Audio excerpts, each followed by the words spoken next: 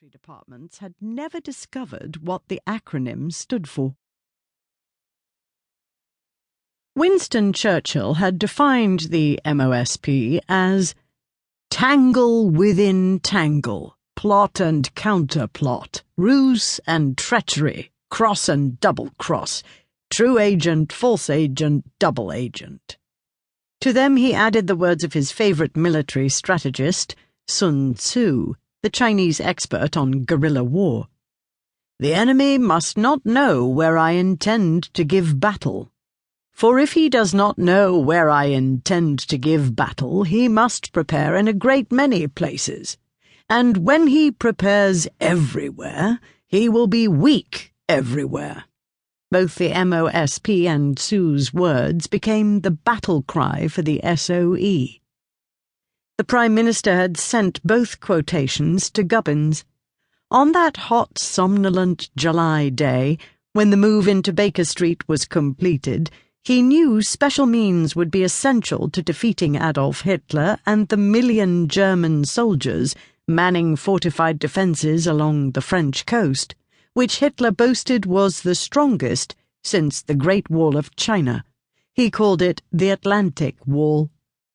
The SOE would operate beyond it to provide the French people with their liberty, the first step to lifting the Nazi yoke off the rest of Europe. Gubbins read every MI5 vetting report on his staff. A number were nationals of occupied countries who had fled to England. Their language skills and geographical knowledge of their countries made them suitable recruits. But Britain was increasingly gripped by spy mania.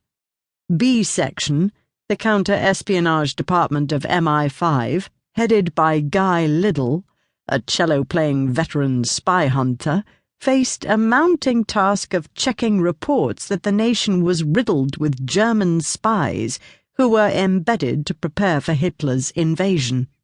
The fear was fueled by spy novels, tabloid newspapers, and an obsession that the Kaiser had sent spies to England in the First World War and that these had remained. They were said to be disguised as nuns, travelling salesmen, bank managers, and those gentlemen who are the best behaved in your town, the Sunday Express wrote.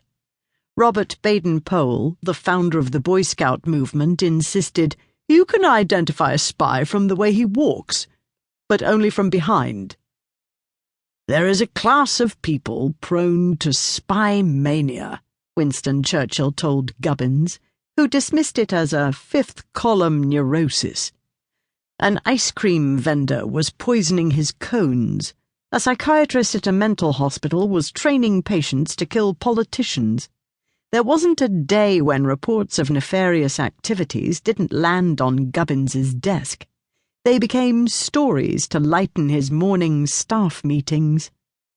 Gubbins brought Margaret Jackson and Vera Long with him to Baker Street, both of whom had been his secretaries since the outbreak of war.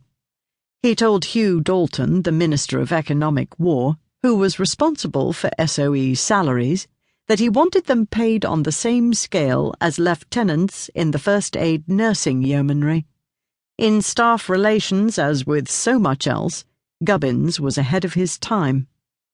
In the First World War, the Fannies were known as the first arrivals, as they collected the wounded from the battlefields and drove them to the French coast to be brought back to England. Gubbins decided that all female staff in the SOE would wear Fanny uniforms. Those who would be sent into France would not wear them, but would hold an officer's commission, and their salaries would be banked for them in London until their return. However, he knew if they were captured, they would almost certainly be executed as spies. He had the gift of inspiring confidence that amounted to devotion, and both his secretaries typed some of the most secret communications of the war. More than once he asked either Jackson or Long to summarize important decisions made at meetings. Dressed in their Fanny uniforms, he would take them in turn to the War Office or another Whitehall Ministry meeting to sit beside him and take perfect shorthand notes, which would be transcribed that night before they returned to their apartments farther down Baker Street. Next morning they would be at their